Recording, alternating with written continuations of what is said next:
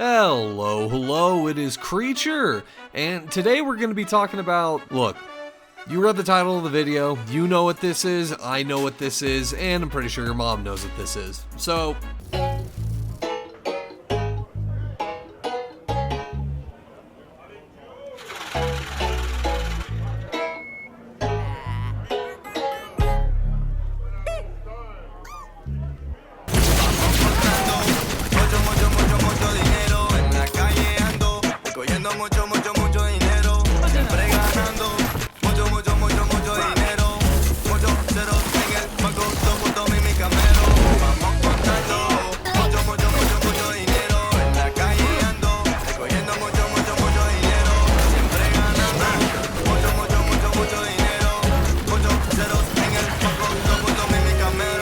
Cyberpunk 2077 is a game that I've talked about quite a few times on this channel. Once before the game first came out, twice during around the time the Edgerunners anime came out, and now finally that I've decided to just randomly play through the entire game for no reason. And this is the first time I've actually completed the game too. Now you may be wondering, Creature, why are you talking about Cyberpunk in 2025? Firstly, it's my channel and I decide what I'm going to talk about. Secondly, I've never actually beaten the game before now, and all I have to say is, wrong city, wrong people. Thirdly, the game has been massively updated multiple times since it originally came out, and to say the game got the No Man's Sky treatment is a bit of an understatement. I'm going to start off with the negatives since that's probably going to be the shortest part of this video, and I'm going to preface this section by saying this is just going to be me talking about a couple of story things that I wish was in the game. Hey, before you whip out the pitchforks and crucify me, just hear me out first. And then you can crucify me. Also, spoiler warnings for anybody who hasn't played this for the rest of the video, I guess. Game's been out for 5 years, so... Firstly, I just wish that we had more time with Jackie. And this is a very common thing that everybody's been saying since the game first came out. But for a person who is so incredibly important to V, we get little to no time with him. I mean, it's just the Konpeki Plaza mission and the Maelstrom mission. That's pretty much it. And considering he's like Nomad V and Street V's best friend, and he's Corpo V's effectively brother since childhood, why doesn't Jackie get the same amount of screen time as some of these like gig side characters? You know the intro cinematic with V becoming a merc?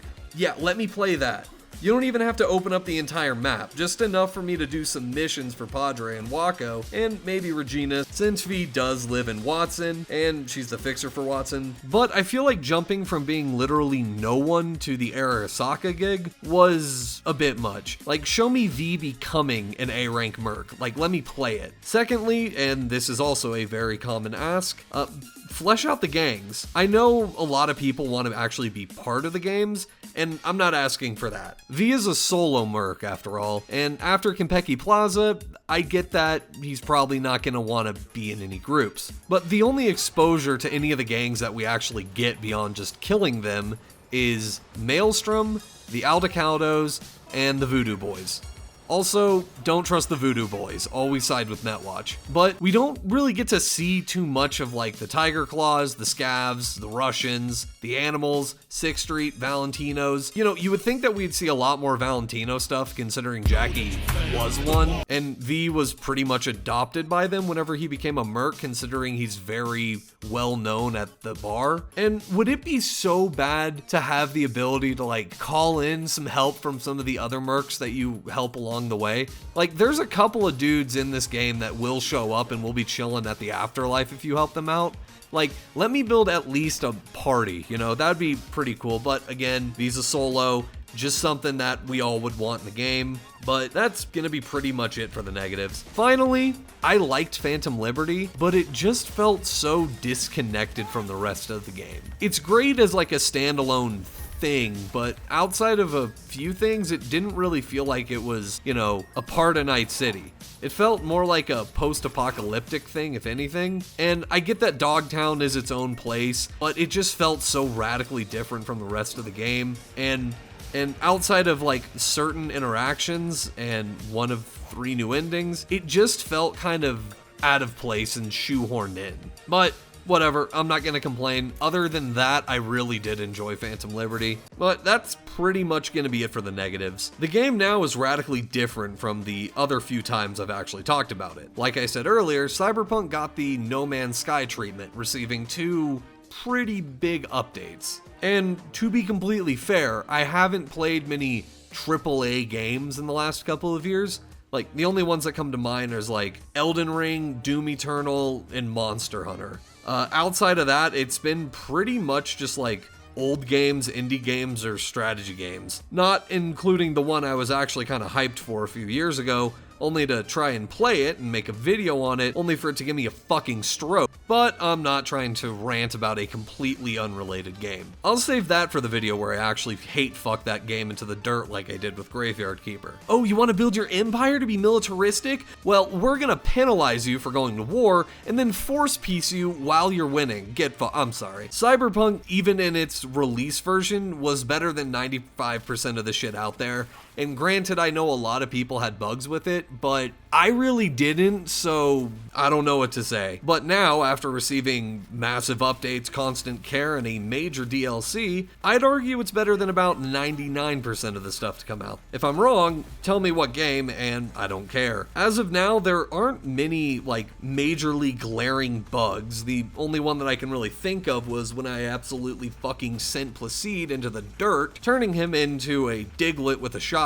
But after a load and a quick save, it was fine. I didn't know if they just updated the graphics or made the game look better or just made it better optimized, but the game runs amazing. It doesn't really stutter, and it looks for some reason better than it did before, or at least better than I'm remembering it. Also, they made the city really feel alive. Like, other gangs are constantly fighting in the streets, and it's not uncommon to have like some high-speed gunfight just fly by you whenever you're just walking around. The NCPD and the corps and gangs also move around the map, so that roadblock you just randomly stumbled across is probably not going to be there in a couple of hours. The game feels so immersive at certain points that I would just turn on the radio and vibe out and cruise around without any kind of like HUD icons or anything. But now that I'm thinking about it, you can play the game without most of the HUD elements, and it just looks amazing. Like, here's a couple of shots that I took in the game just for that little intro bit, and you can see, like, the game just looks awesome, and you can easily just walk around without any of the HUD stuff, and you're fine. But all in all, the game runs and plays amazingly without any really glitches and not any real bugs, and it is honestly one of the best games I've played. If you get tired of all the slop that's been being shoveled down our collective gullet for the last couple of months, and if you've never actually finished Cyberpunk, finish it.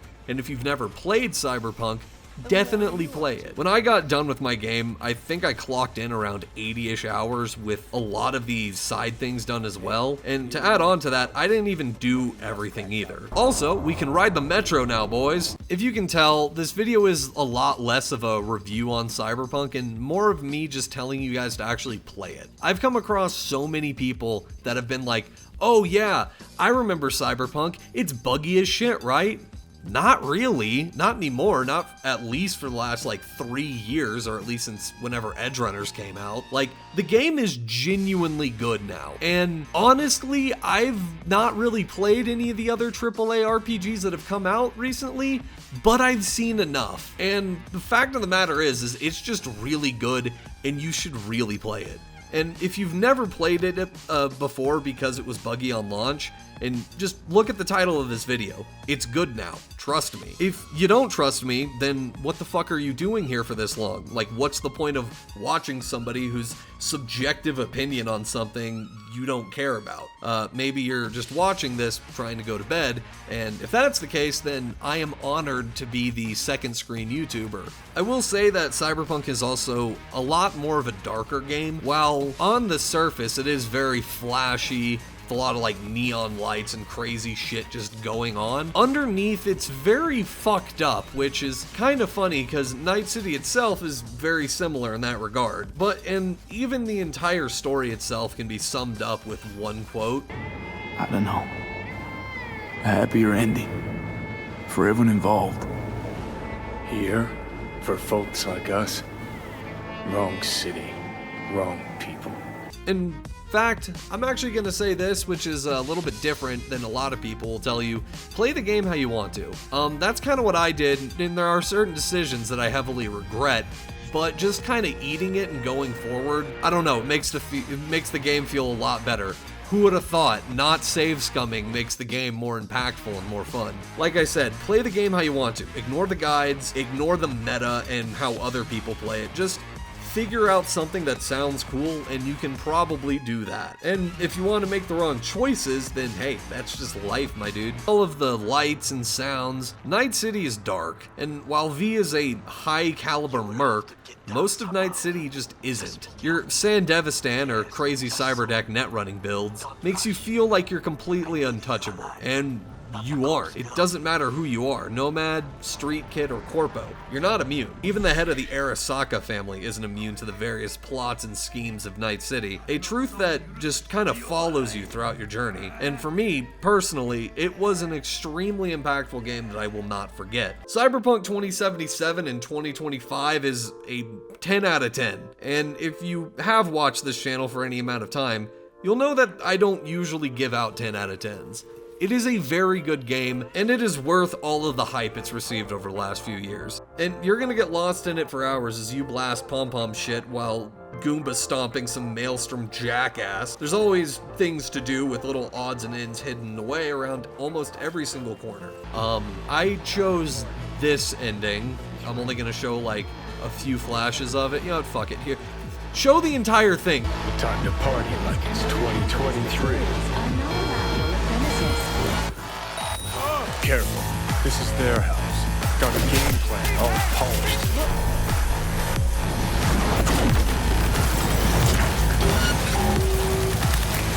Stay together! Stay alive! Target acquired!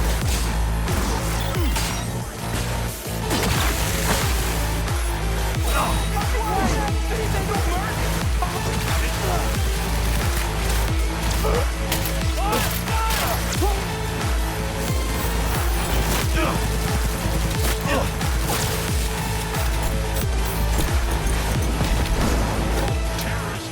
My priority. Continue on your way alone. I've cleared a path, but you must hurry.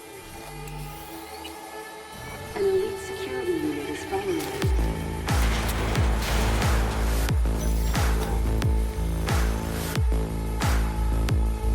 Alt!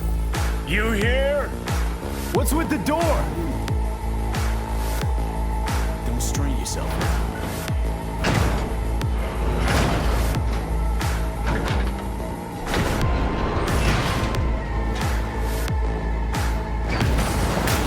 Smash her!